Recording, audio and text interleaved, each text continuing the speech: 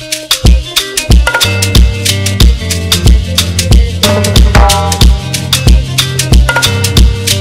people, what's up? It's your girl Skinny Buck, and I am here today to start something different. As by the title, you know that it's not a reaction video, obviously. I wanted to start something different. You know, every Monday is going to be about Mmiwg. If you don't know what that stands for, that's Missing and Murdered Indigenous Women and Girls. And you know, I'm going to choose a case every Monday, and I'm going to talk about it and just give all the details that I can and just bring as much awareness as I can to as many cases as I can, because there's a lot. You know, I could literally do this for years and I still wouldn't be caught up to every single case. But I want to start this because I've been planning to do this since last year. I was supposed to do it beginning of January, you know, start the whole year off like this, and it just never happened. You know, I just wasn't as organized as I wanted to be. So yeah, because I realized that, you know, as many faces as we may see and the names that we may hear, how many of those girls or women, you know, how many of their stories that do we know? You know, and I sat back and I thought about it, and I'm like, I don't know any, you know. And it's not that I didn't want to, but it's just like, you know, you just hear their names and you just see their faces, you know, you don't really know their stories. And you know, there's not a lot of awareness that is brought up to each individual woman or girl. So the reason why I'm doing it on Mondays, because obviously M and Monday, they both start with M, so I just thought it would be, you know, I have OCD, so everything has to either rhyme or go together very well, otherwise it just won't work for me. But yeah, the reason why I chose Mmiwg is because this movement is very personal to me.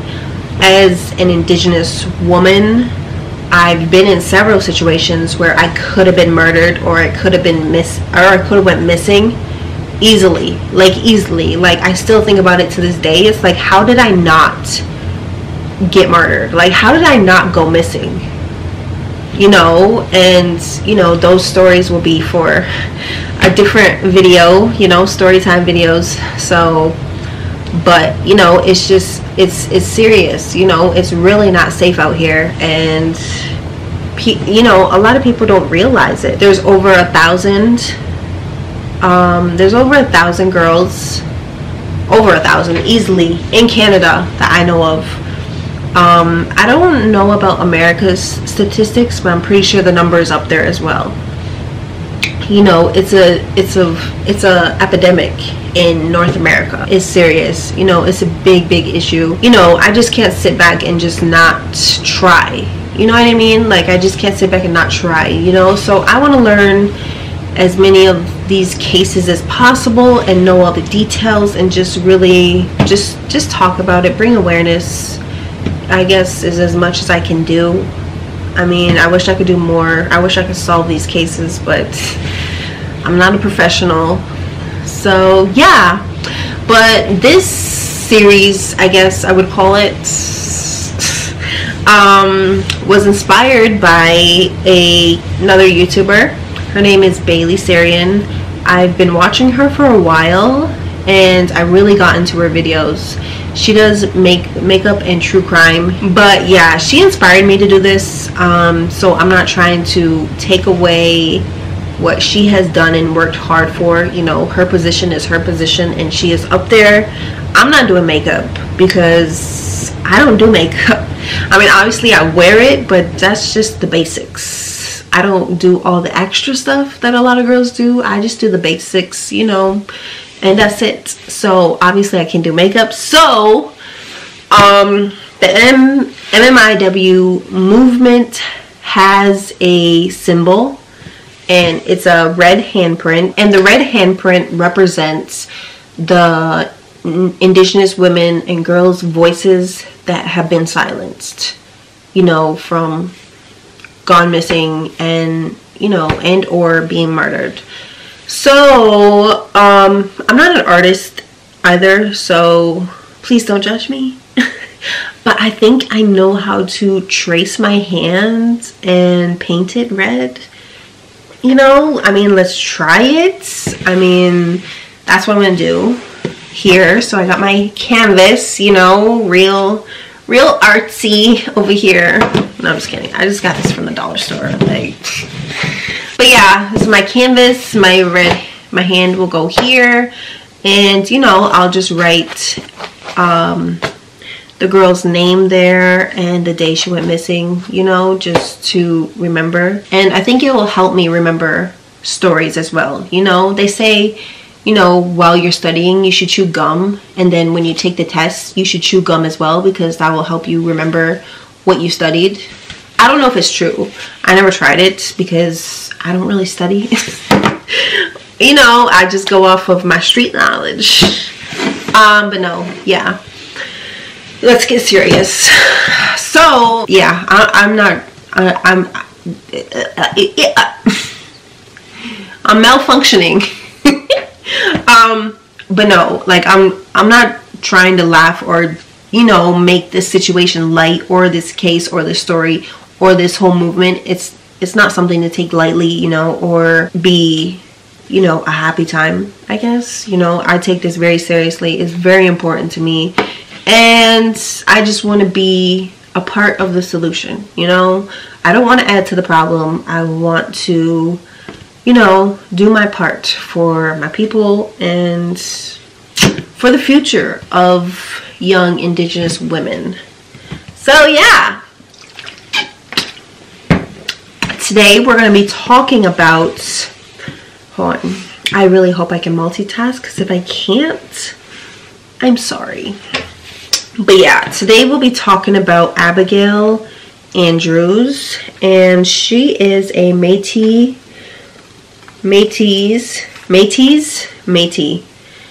I'm sorry, I really don't know how to pronounce that word very well. But yeah, she's 28 years old. She went missing April 7th, 2010. She was around 3 months pregnant. She was leaving her basement apartment to go see a male friend. And when she was leaving, she talked to her neighbor, who happens to be her landlord's father-in-law, if you can keep up with that. Sorry if you can't. It took me a while too, so no worries. But yeah, she talked to him for a minute, you know, just saying, oh, hey, what's up? Probably just making small talk. And, you know, just letting him know, like, oh, I'm just going for a walk to my friend's house, da-da-da. You know how it goes. After she got done talking to the neighbor, she called her mom, because I guess she had a really close relationship with her parents, you know, which is awesome, you know, good for her. But yeah, she called her mom around 7 o'clock p.m. and said, you know, I'm letting her know what's up. I'm going for a walk to my friend's house, da-da-da. And her mom's like, okay, you know, text me or call me when you get home. And Abigail was like, okay, I will. And that was the last time anyone has ever heard from her.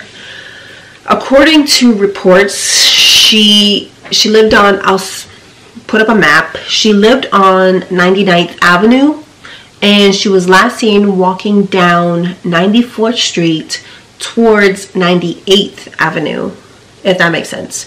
So it didn't seem like it was like a long walk, you know. It's like kind of just around the corner, probably like what, 10-20 minute walk, if that.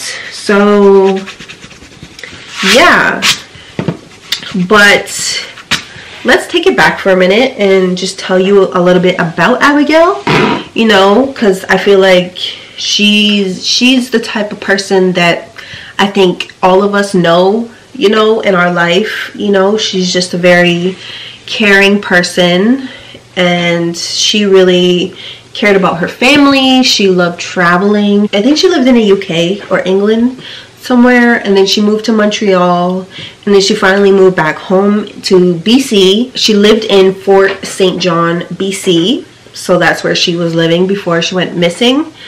And yeah, she was the oldest of 4 children. She was the daughter of Debbie and Doug Andrews. Abigail was raised off of the Alaska Highway. I guess her family ran a lodge, and yeah, that's where she grew up. And Abigail worked 2 jobs. I don't have a don't judge me. I mean, I'm not trying to make this a laughable situation, but I don't have a what's it called? What's it called when you put the paint on the thing, and you know how you have it and you paint? What's it called? You know, they have all the paints on their thing. I don't know what it's called, but I don't have that, and I don't have anything else to put my paint in, so I'm using a cardboard. Don't judge me. But yeah, she worked 2 jobs. She worked at FSJ Fashion, which I'm assuming is a clothing store, and she also worked as a waitress at the Frontier Bar and Grill. So yeah, she was very independent. 2 days before she went missing, she was shopping with her mom and dad, and they were shopping for the baby, you know, getting supplies and all the things. She was very excited to be a mother. She, you know, she was really looking forward to it. She just seemed really excited and happy with her life and the way things were going. So April 7th, she went missing, and nothing was happening, you know, nothing was going on, no information, you know, nothing was recovered, no clothes, not her cell phone, her purse, like nothing. Like, it's just so weird. It's so weird. But yeah, the investigators or police, whoever is in charge of this case, has never released any information if they questioned the neighbor or the male friend that she was going to see. Like, they never said anything. That, you know, they ruled these people out as suspects. Like, nothing was said on that part. So that's just really weird, like how they wouldn't do that. I mean, I guess it's how they do things. I really don't know, but that was just weird to me. So yeah, no suspects, no information, just nothing went on. And it's just weird to me. It's just really, really weird, because it's like this case should be solved. So yeah, months go by, nothing's going on. So it's May 5th, 2010. A vigil was held for Abigail at Frontier Bar and Grill, where she worked at, and participants met at Centennial Park in Fort St. John. And before walking down 100th Street, which I guess is like a main street, it looked like, they carried candles that were all lit, and it was basically like a message or a symbol of lighting her way home, you know, like just lighting her way home to come home, you know, for Abigail.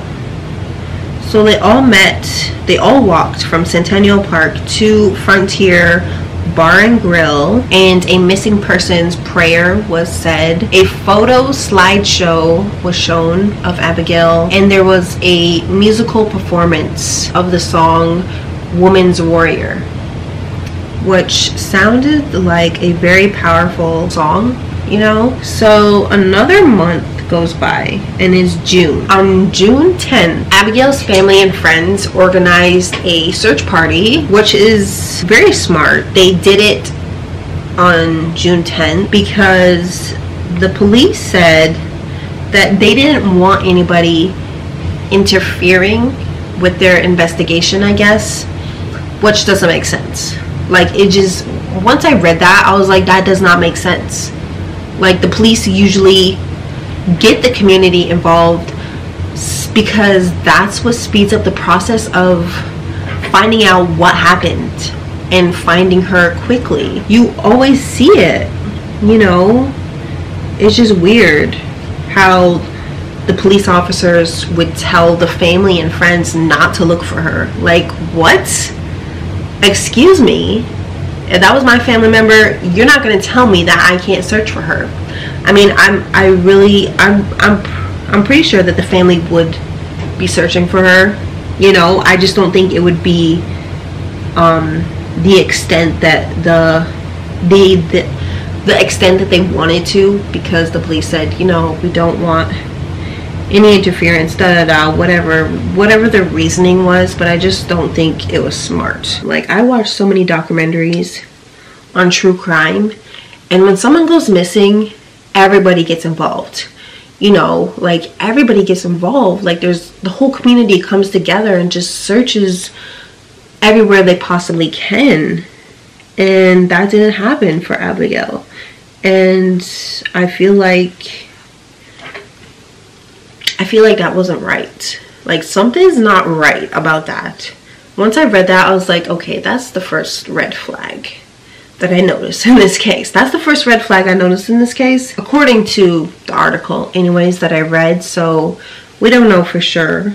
You know, everything is just based off of media, and we all know how they like to be. So still no information, nothing, no new information, nothing, no leads, like absolutely nothing. Like, this case just went completely cold from the beginning. And it's like how? Like, if she was, according to reports, she was last seen walking down 94th Street. If that is true, there has to be something in that area. There just has to be, you know. But it's like, at the same time, we don't know. We really don't know. So we really have to, you know, be mindful of officers doing their job, and, you know, just really hope that they're doing it correctly. Because in Canada, let me tell you, in Canada, police officers are not nice. Police officers don't care about Indigenous people. I'll just put it out there. I'm not saying all of them don't care, because there are some really good ones that, you know, just really do their job by the book and really, you know, take pride in what they do for a living. So, you know, shout out to the good ones, but that's not speaking for everybody. Let's just say that. But yeah, Abigail's still missing. She's still out there. Around 3, 4, 5, at this point 6 months pregnant. And it's like, okay, like, as an officer, you know, you really have to put yourself in their position. They have to rule out all possibilities. You know, it's like, did she run off? Did she, you know, go, you know, take off to another city? Did she run away with somebody? You know, you just have to rule out all those possibilities. But when you read about Abigail and read about her story and just who she was as a person, it doesn't seem like that would be likely. You know, she just got done shopping a couple days before she went missing with her parents. You know, a person who does that and is preparing for their child wouldn't just run away. You know, like, they wouldn't just get up and go. You know, especially being pregnant, and she was very happy and excited for it. So it's like, that don't make sense. So that's ruled out, that possibility. There's really no other possibility. Like, what else?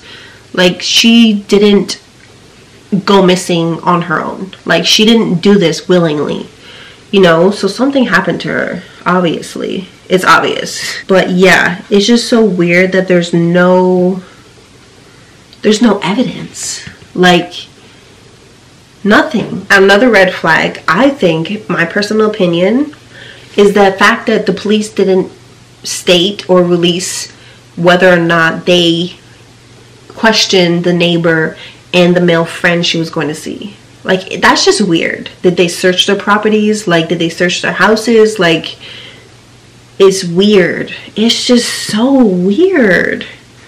You know? I mean, I'm sure they did.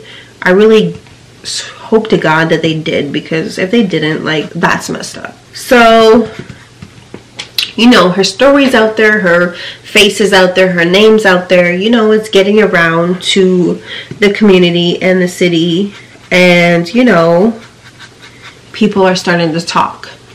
You know, people are starting to spread rumors saying that she liked to party and she associated herself with the wrong people and was just out there involved in that nightlife. But it's like, I'm sure before she got pregnant that she, you know, she enjoyed, you know, a night out here and there. It's like, I don't feel like it would have, you know, been an every night thing or a lifestyle for her, because she just doesn't seem like that type of person. And that's what her cousin Delilah Andrews said, that, you know, these rumors aren't true. Like, and anybody with sense would know, like, and anybody with sense and heard Abigail's story and who she was would know, like, that's not her. You know, that's not her. You know, she was 3 months pregnant. Like, what would she be doing partying? Like, what? And according to an article, I don't know how true this is. If it's not true,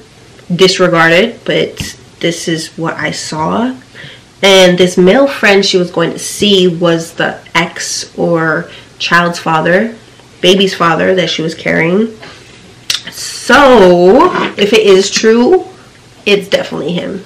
It's definitely him. Like, there's no doubt about that, because it usually always is.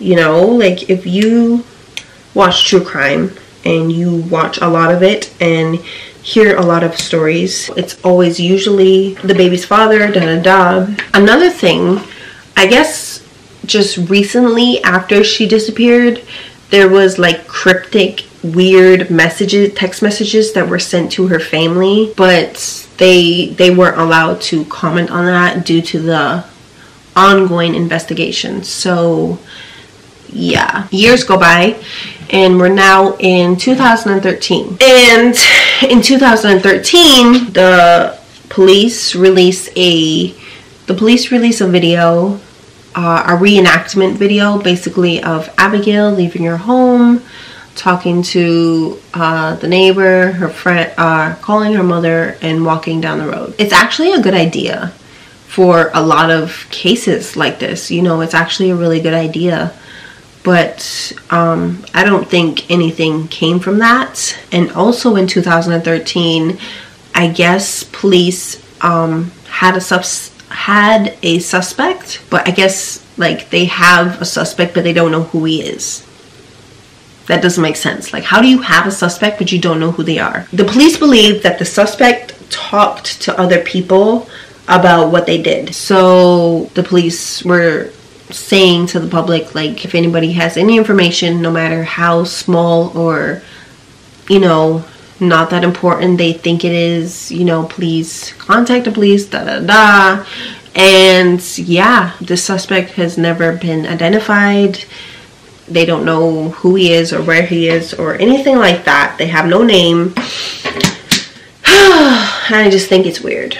I feel like they should have released more information to the public. According to another article, she had a boyfriend who lived out of town. But yeah, that's all the information that was given about that.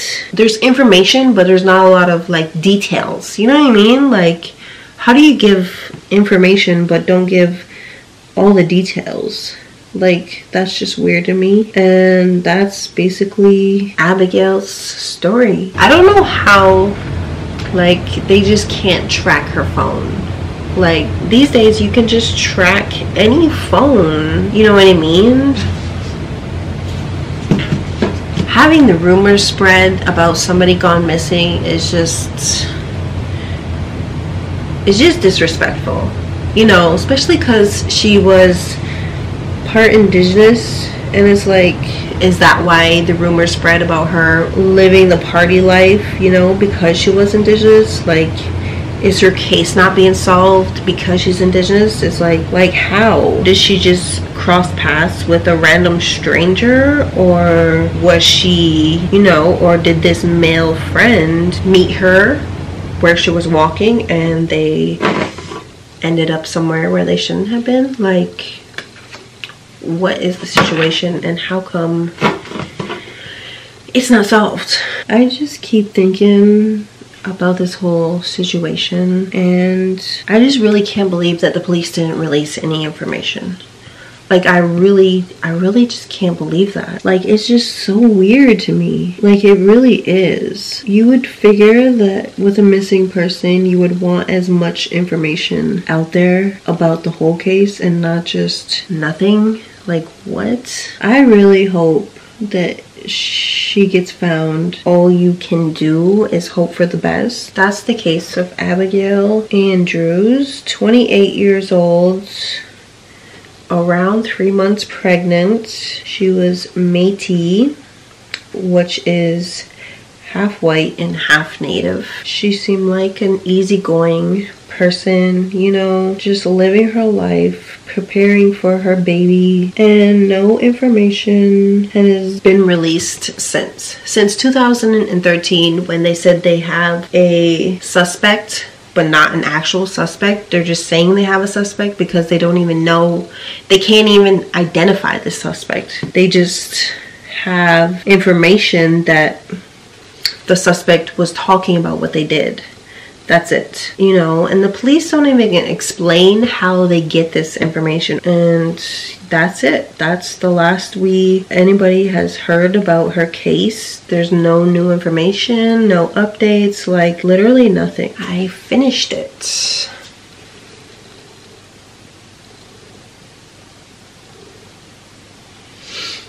You know, you see this blank wall behind me that's been here since I started YouTube. That's gonna change.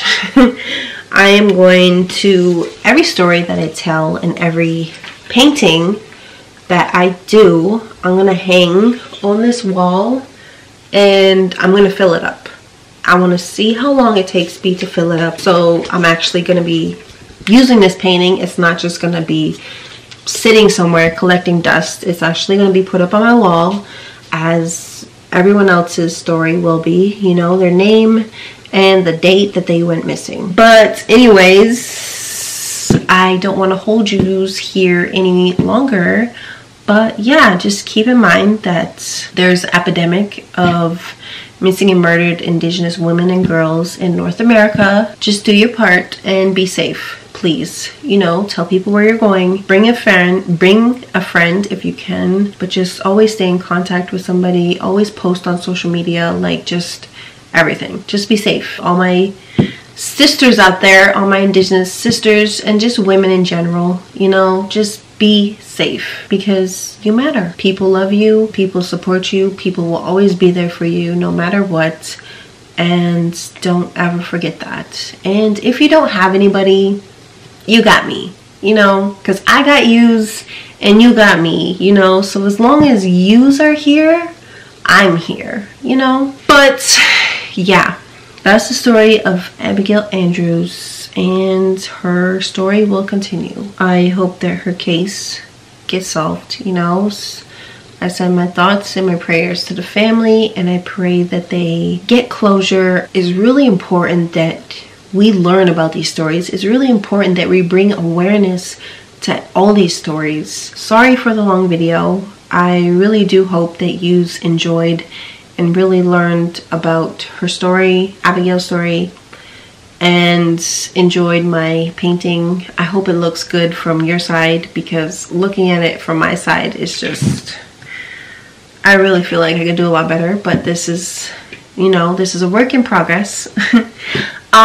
But yeah, if you're not subscribed, please subscribe. If you're already subscribed, thank you. I appreciate it. It means the most. You already know. Thank you for all your likes, your comments, your suggestions, your opinions, your feedback, period. I hope everything's good wherever you're at, whatever time it is that you're watching this. I hope everything's good on your side. And with that being said, I'll see you in the next video.